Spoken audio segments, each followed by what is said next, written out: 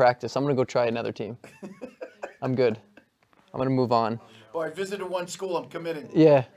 Mom, Dad, orientation was great. All right, I'm gonna go to the transfer portal now. We talked about the transfer portal when we were talking to Coach T, right? Yeah, he's great. Coach, talk about Coach T a little bit. I just want to make sure we're live. I'm checking. Coach T, to me, is the young version of Coach T. It's Seth Tierney at Hofstra. Bye. Nice seeing you. Nice meeting you, Donna. We got to meet with the Hofstra staff this week, and Timmy McAtee, which is characters of all characters, and a great guy and a great coach, and Very, very pure, honest. pure and honest. Yeah, I really like the Hofstra staff. Yeah, they got a good staff going on there. They do. And we got some good kids that are there. I mean, Timmy Heggs, Danny Oakes. They got some good Richie kids. Hickes. Richie Hickes. The boy.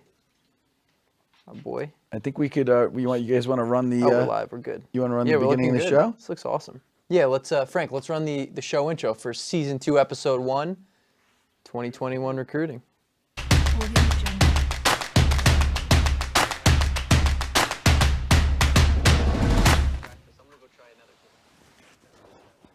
We are live, my man. Welcome, everybody. Hope everybody gets smarter today. That's the goal. We're going to be we're going to have a 30-minute show tonight. That's our new format for season 2. So we're going to fly through some interesting stories, real life experiences, pieces of advice and wisdom. And we're going to, as always, be accepting questions throughout the show. If any parents have to talk about what's happening in their son or daughter's life as it relates to recruiting.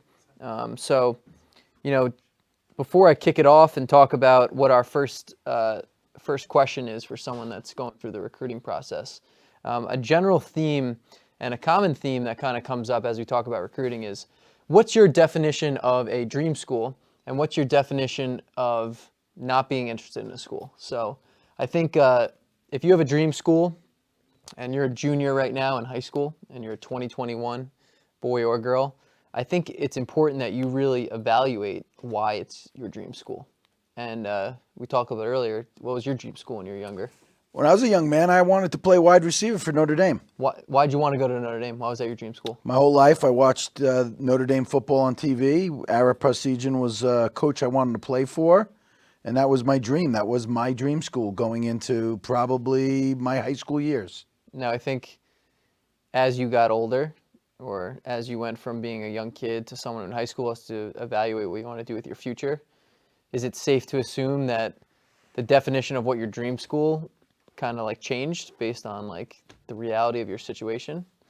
Yes, and it changed because of many reasons, and it really had nothing to do with, obviously, football. I didn't play football in college. I played lacrosse. But it changed because I started to evaluate what I wanted to study in college and how far from home I wanted to go to college. I think that's a good place to start. That's a good way to bring it up. I think for anyone that's like just going through this, whether you got 50 phone calls a couple weeks ago or no one has reached out up to this point, I think just kind of discovering what you want out of your future, if you want to go to college at all, and how far you want to get from home is really the starting point. So that's a good one.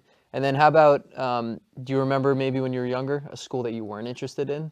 Or do you remember maybe why you weren't interested in particular schools growing up? Well, you thought you weren't interested. Everybody has a preconceived notion of what they think. I've heard this from recruits. Oh, I was talking to someone and they told me this. And one of the things I think is so important is to make those visits so you have your own opinions. Yeah, and then you decide if you're interested or not based on those visits and exactly the schools that you've seen. All right, so here's an interesting interaction that I had recently with a parent. So what I'm going to do is just kind of read what happened amongst that parent, and then I'm going to kind of talk from that parent's perspective, and hopefully you can shed some light and give us what your opinion is on how you would handle this. So here it is. In this particular case, my son, he's been getting recruited heavily by one of his top choices. I guess you would consider it one of the schools of his dreams. Maybe not his dream school, but definitely a school he's super interested in. And it seems as though that it's the first school that's reached out. So it's the first school that's reached out. It's a school that he's really interested in.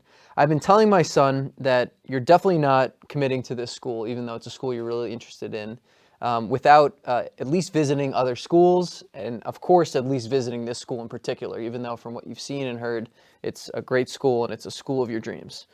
So now at this point, my son wants to commit. He doesn't really want to listen to me. He wants to commit to this school because it's a school that he really likes. And from his perspective, he feels as though he's going to miss out on a big opportunity.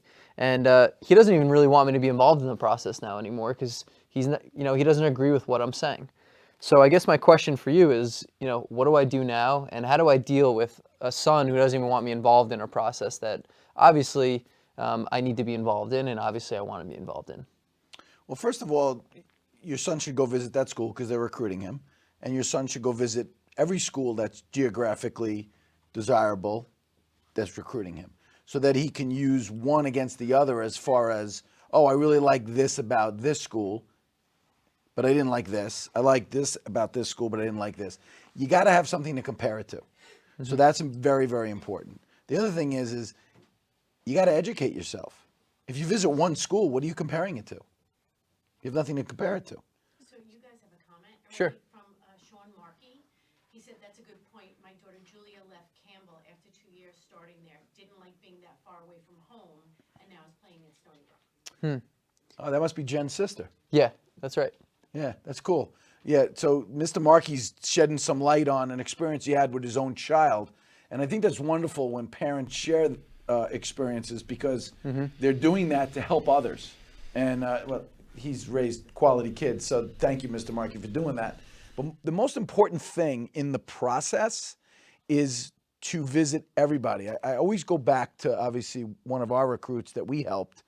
He had 25 offers and visited every school and took his time.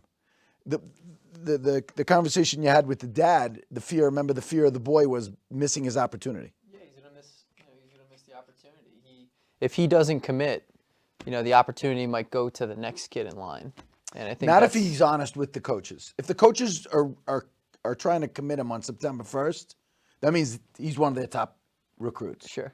So if he just says, "Hey, coach, I love this school," if he goes there and loves it, and you're one of my top choices, if not my top choice, but I have to go visit other schools. The kid's not mature enough to make that decision, but the parent has to make his child do that. I also feel as though if that particular young man decides to verbally commit to that school, there's nothing binding that relationship.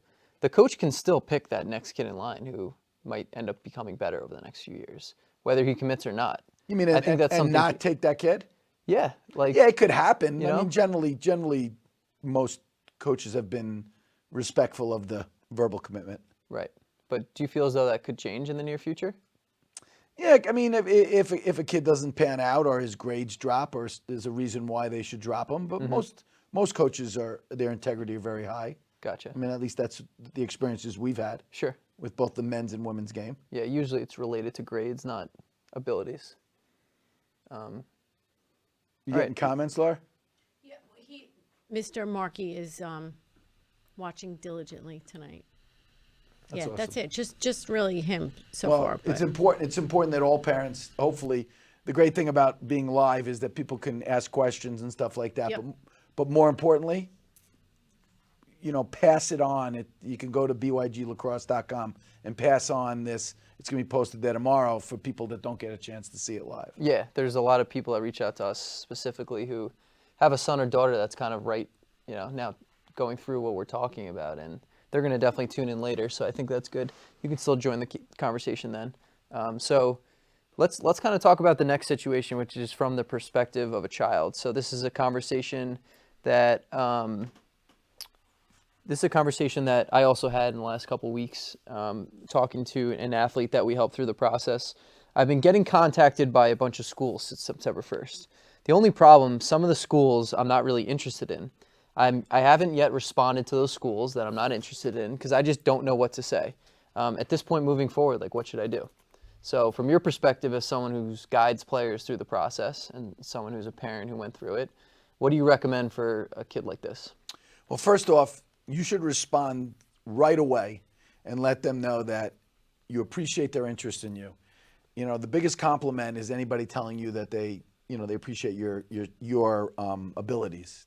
And so you should right away say thank you, that you're starting the process now, you're going to be visiting schools, and that you'll be in touch. Now you've started the process. One, it's the respectful thing to do. Mm-hmm. Two, it's the way I raised you, and it's the way I try to raise all our athletes. Okay. But more importantly than that, more importantly about doing the right thing is building relationships. It's such a maturing experience. Mm-hmm. We talk about this all the time. The boy or girl who starts that process on September 1st or October 1st or November 1st, that's 6 months to a year. That's, in a lot of cases, that's the first time they've ever had lengthy conversations with adults. Mm-hmm. Right? Because they're always the people that, all the parents out there know, especially on the boys' side. Yeah. I mean, you get 3 words out of them. I heard a parent recently tell me that her son was on the phone with a coach and they put it on speaker. The mom was right next to their son. She didn't say anything, to her credit, but she was like cringing and like biting her nails at like his responses. She's like, oh my God, like what did he just say? Like that doesn't even make sense. Like what is he talking about? But that was the fact that she let him do that is so important, you know, like good parenting. He's gonna now like evaluate that conversation, say, what could I have done better? How can I be more prepared for the next one? He didn't blow it. Coaches know that they're dealing with 16-year-olds, 17-year-olds. Well, Billy from Philly, who helped with that email that we put together, mm-hmm. he told his athletes, and we told our athletes, that you should have questions prepared. Yeah. So prepare yourself. Sure. Part of what we're going to do tonight is help the world out there that wants to listen. And if you go on the BYG website and fill out just who you are in an email, we'll send you this email that we sent our 21 boys and girls to help you or your child through the process. Just read it and follow it. Absolutely. Yeah, no, there's a lot that we do to help our kids, and I think like the preparation process is huge, and like the process is huge. Having like a roadmap where it's not just like you're going through this blindly and you have no idea. So I think what's interesting and something that we're going to get into now, like parents and kids can feel overwhelmed from 2 different perspectives. You have the boy or girl who's getting tons of interest right now, calls, emails, texts. And then you have the athlete who might be just as talented or even more talented than some of these players who are getting nothing. And I think like both can be kind of overwhelming because like you've put so much time and effort and energy into this, and you have these expectations of like, oh, I was supposed to talk to this many coaches by this time, and it's not happening. So I think dealing with that is something that hopefully we can help. Now, the next one is an interaction that you had. This is from the perspective of a parent. So I'm gonna ask this question as if I'm a parent. I'm gonna ask for your advice. So my daughter has gotten interest from several schools outside of the Long Island area, which is where I live. We've spent, even if we spent all fall making visits, to all these different schools, there wouldn't even be enough time in the day, nor do I have the money to do that. So that's out of the question. Now, while some of the schools are of interest to my daughter, not all of them are. What do we do with all of this interest that we're getting from schools that are geographically just not close to my home? Like, how do we approach that, and what do we do next?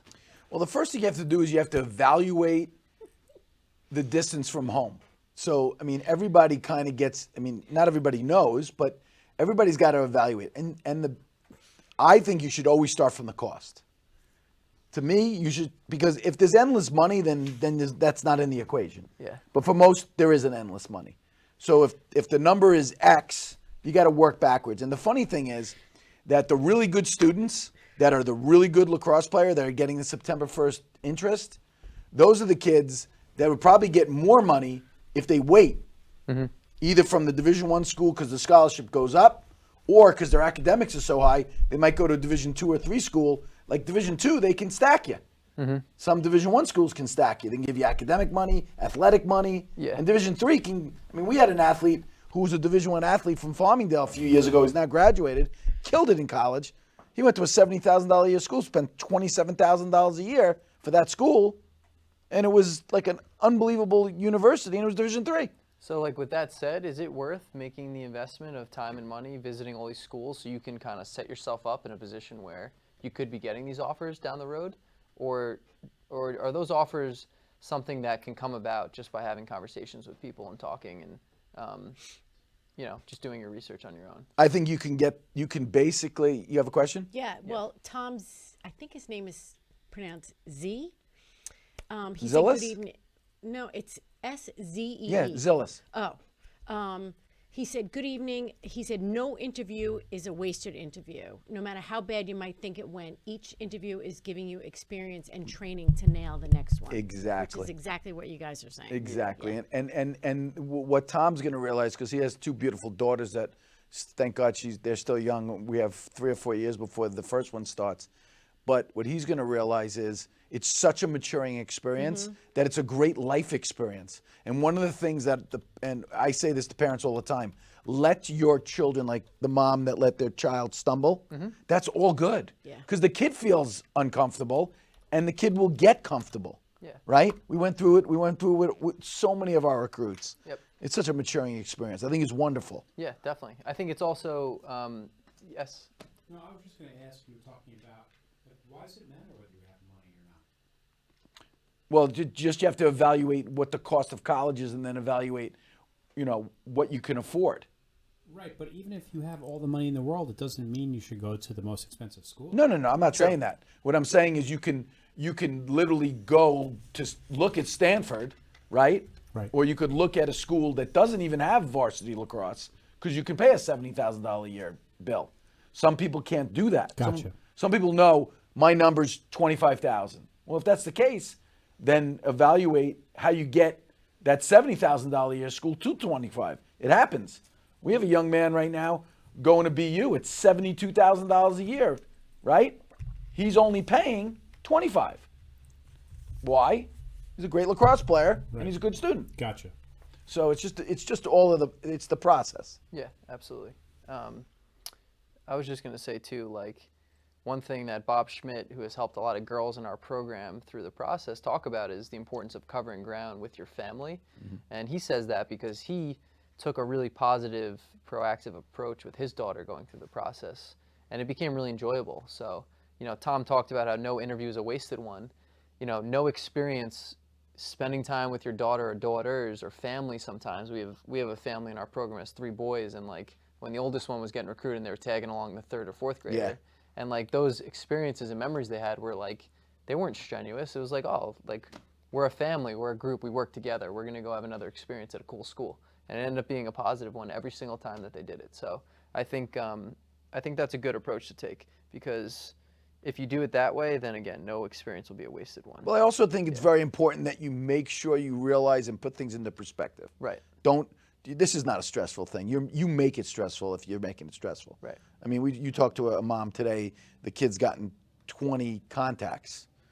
I mean, 20 people like him. Yeah. That's a positive thing. It's not a negative thing. Totally. It's just figuring out how to. Yeah, it could be overwhelming. It's Exactly. It's definitely not negative, or it could be a little overwhelming. All right, next one, we're gonna do 2 more. So, and then of course, if anyone has questions, chime in. Just like Tom and Mr. Markey. So this is from a child's perspective. I haven't gotten any contact from college coaches since September 1st. I was expecting schools to reach out, and I haven't gotten anything. I'm not really sure if I should still consider my dream schools. I'm not really sure if I still should try to accomplish those goals of going to some of the schools that I've been targeting over the last couple of years. Do I continue to go after my dreams, or should I start exploring other options, being that I haven't gotten contact yet? So kind of how do I proceed in the recruiting process at this point? Well, first of all, everybody should have a trusted advisor in life, right? You have a trusted advisor for insurance. If you invest money in investments, right? You have an attorney if you need to do something legal. You need trusted advisors. Usually trusted advisors are your club director, your high school varsity coach, somebody that you trust that knows your abilities. So you should sit down with them and you should talk about, like we do with our young athletes, and talk about all of the things that are important in the college process. Distance from home, size of school. We ask for their transcripts the minute we set up the meeting, because we're evaluating if they can get into those universities, how much you want to spend on a school. And then maybe all those dream schools that you have fit you. Maybe they don't. right? But you got to have somebody that you trust and you trust their opinion. And it's so, you know what the other thing is? We were talking to Coach Tierney at Hofstra about this. It's so early. You're talking about a kid who's going to have 2 more years of varsity lacrosse. A boy or girl has 2 more years of varsity lacrosse, right? I remember how much you developed in your junior year. We didn't know where you were going to end up. So we visited all those schools. Yeah, he said it perfectly. He's like the 4 or 5 boys that we're talking about in this meeting. He's like, those could be the 12th, 13th best kids on your team in a year. He's like, in 1 year, a kid who right now is your 10th best player could be the best kid and most desirable recruit. So I think it's so true. There's so much time before. And I think as long as they, those schools fit into the buckets that you're talking about, it's like you should contact those schools. Go to a prospect day.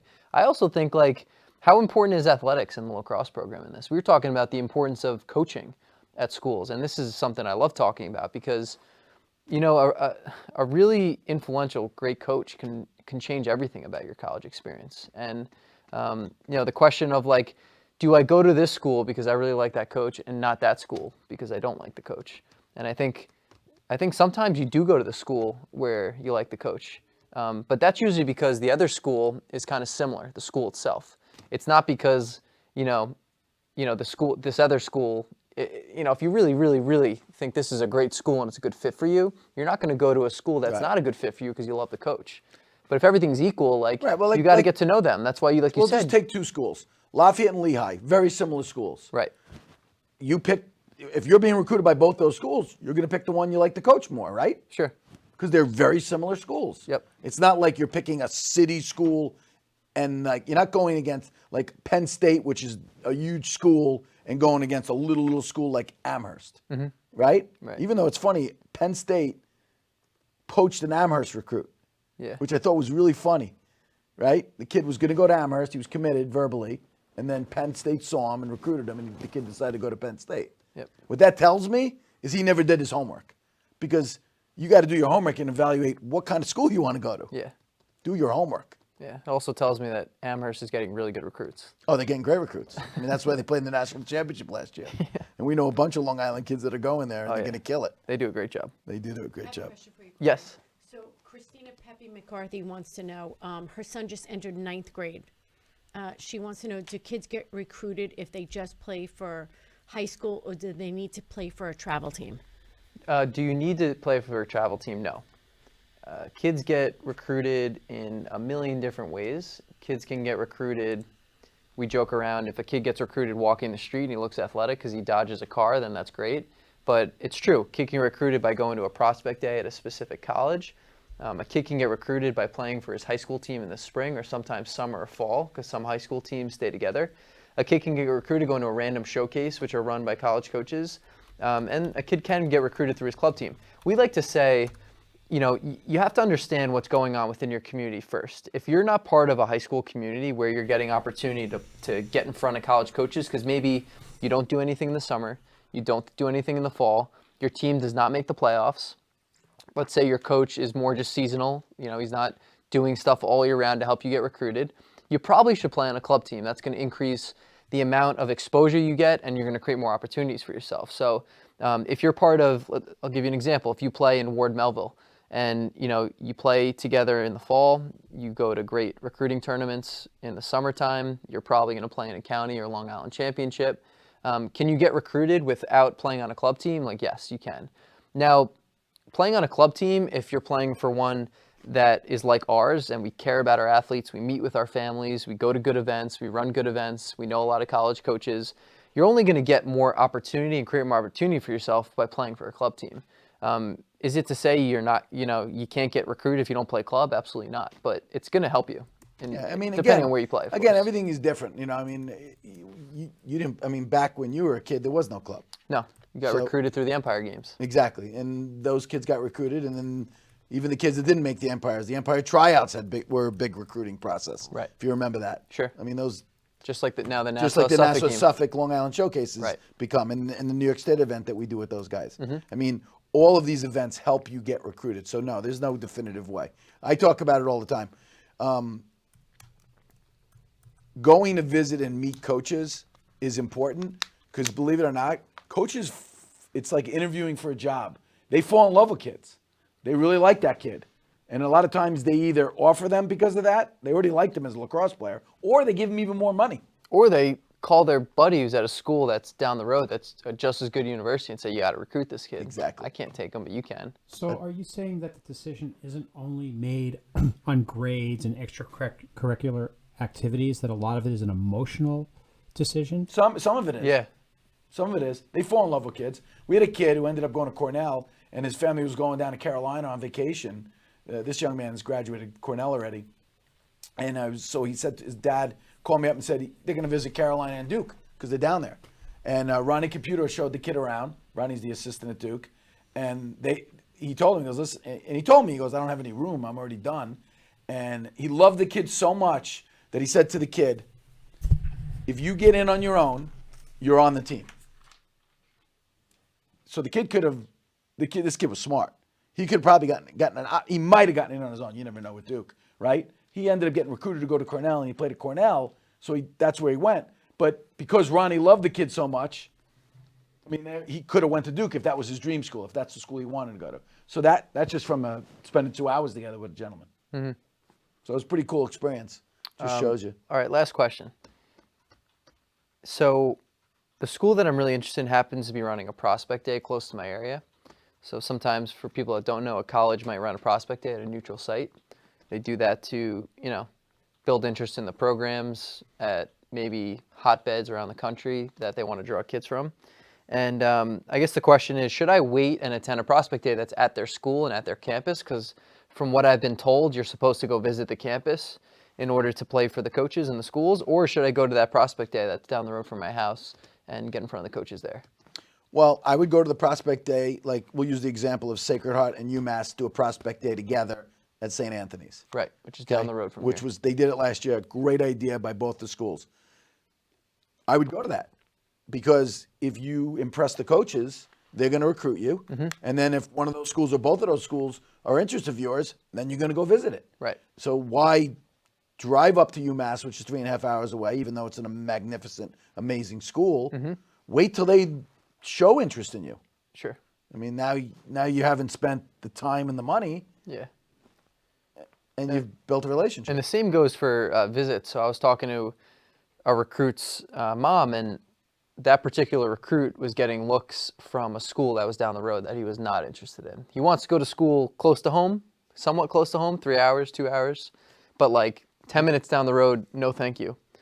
And the mom was like, do we go on the visit? And to Tom's point, we were like, absolutely, like that experience can, if anything, you're only going to get, again, experience from it. So they're going to set up that visit. They're going to go down the road, and a school that he was not interested in, that could change. And I think that's important to understand. And the theme, we're kind of going full circle here. We talked about dream schools and schools you're not interested in. What you're not interested in could completely change after you make those visits. And what your dream school could be that you want to commit to right now, even though it was the one and only school that called you, may not be your dream school once you step on campus. So I think, the theme of the night is really starting to define what you're not interested in and what you are. And the way to do that is through those visits and through building relationships and doing your homework and getting out there. And you have to have someone to lean on. You have to have a trusted advisor. For us, we try to be that trusted advisor for our boys and girls. And we try to rope in our high school, the coaches of our FLG teams, because they coach the kids. They know them well. They also run high school programs for the most part. They're college coaches. They recruit. They help kids get recruited. You have to use everyone in your network, and if you do that, you're going to find the best possible opportunity in the long run. So I think it's important that anyone out there watching understands and has that person to lean on, and we do it for people too. So if you want some information on what we do, and we send emails out, we send literature out to our families, we have a process. All you have to do is go to byglacrosse.com. And then in the top right, if you click recruiting, we have a little, it's like a little form. You just fill that out with your name and email, and we'll send you some information. So we'll do that for free. And it's cool. It'll help you out, and we hope you guys got something out of tonight. I think you need to get educated, and I think you need to do your homework. And don't ever say this: I'm glad the process is over. Don't ever say that. The process, make it fun. If you're going to visit a school, drive through a couple campuses on the way and on the way back. Take your little brother or little sister. Make it a little mini overnight vacation. Enjoy the experience, okay? Because it goes like this. All right, so we got a lot of great stuff in store for you in season 2. We're going to give you a lot more quality original content this season with some great new guests, and we're excited to see everybody next Tuesday night. We're going to continue to get things rolling on Tuesday nights here at the Streamcast Network Studios, the new and improved studio, which is Off the Hook in East Northport, New York. Our producer Cliff did some pretty ridiculous updates, so we're excited for our guests to come in and check them out, and for you guys to tune in at home. So until next time, we'll see everyone on Beyond the Game.